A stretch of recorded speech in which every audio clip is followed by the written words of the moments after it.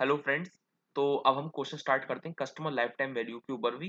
तो इसमें भी आपको क्या करना है, इसमें भी कॉस्ट बेनिफिट एनालिसिस करना है। अगर एक यहाँ पे क्या है कि कस्ट एक थिएटर का जो ओनर है वो एक कॉस्ट लगा रहा है। अब वो कॉस्ट लगाने से वो देख रहा है कि उसको बेनिफिट कितना मिल रहा है। अगर बेनिफिट उसको ज़्यादा मिल रहा है तो वो प्रपोजल जो होगा उसका वो एक्सेप्टेबल होगा, अदरवाइज रिजेक्ट हो जाएगा। तो वो एक यही है कि एक सिनेमैटिक एक मूवी थिएटर है, ठीक है। ठीक है, every time student spend for a college. देखो कॉलेज में जो स्टूडेंट्स हैं वो 4 साल के लिए आए हैं, ठीक है। अब वो क्या चाह रहा है कि वो चाह रहा है कि for nominal one time subscription fees पे करें स्टूडेंट्स।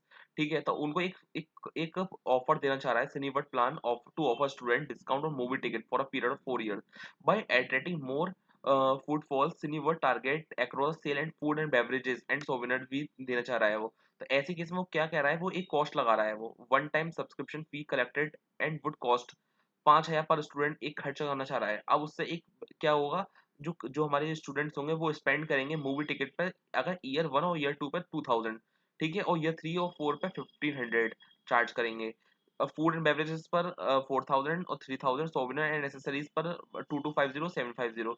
अब वो एक एक्सपेक्टेशन लगा रहा है कि जो थर्ड और फोर्थ ईयर में ना 50% ही सब स्टूडेंट्स आएंगे, ठीक है। और हमारे जो बाय करेंगे फूड्स एंड बेवरेजेस वो 75% ही ईयर 1 एंड 2 पे खर्च करेंगे। तो अगर 70 और ईयर 3 4 पे तो ऑब्वियसली लिखा हुआ है कि 50% आएंगे, तो 75 का 75% इंटू 50% कर देंगे ईयर 3 4 में। और हमारे जो सब्सक्राइबर हैं जो which who visit are expect to buy souvenir year end 1 2, वो 25% है। और हमारा ईयर 3 एंड 4 में 10% किसका, 50% का, तो हम 5% हो जाएगा। अब हमें हमें जो हमें निकालना है कॉस्ट बेनिफिट निकालना है हमें ईयर 1 पे, ठीक है। सॉरी, 0 ईयर पे हमें निकालना है। तो ऐसे केस में हमें पीवी फैक्टर लगा देंगे। तो ईयर टू 1 टू 4 का हमारे 13.169 दे रखा है, और 1 2 का दे रखा है 1.734, 1.735। तो इसका मतलब क्या हो गया, 3 और 4 का माइनस कर देंगे, 3.169 में से 1.735 माइनस कर देंगे, तो ये जो हो जाएगा 3 एंड 4 का आ जाएगा। कस्टमर लाइफ टाइम वैल्यू निकालनी है फॉर द एबव प्लान की।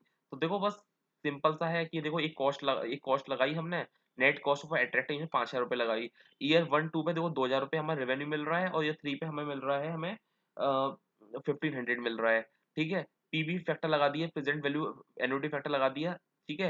1 2 का और 3 4 का हमें पता है कि प्रोबेबिलिटी 100% है ईयर 1 2 की, और हमारे 3 एंड 4 की 50% है।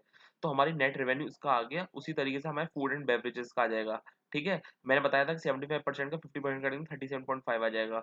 और सोवेनिर्स का हमें 25% दे रखा है, और 3 4 में 10% दे रखा है, किसका, 50% का।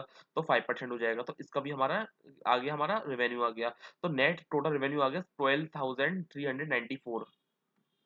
देखो 12,394 आ गया। और हमारी कॉस्ट कितनी लगी है, 5,000। तो हमारा बेनिफिट कितना आ गया, नेट रेवेन्यू आ गया 7,394 का। ठीक है, तो हम कहेंगे कि हाँ ये जो प्रपोजल है वो प्रॉफिटेबल है, तो हम ये एक्सेप्ट करेंगे। तो ये आ गया हमारा कस्टमर लाइफ टाइम वैल्यू। चलते हैं नेक्स्ट क्वेश्चन पर अब।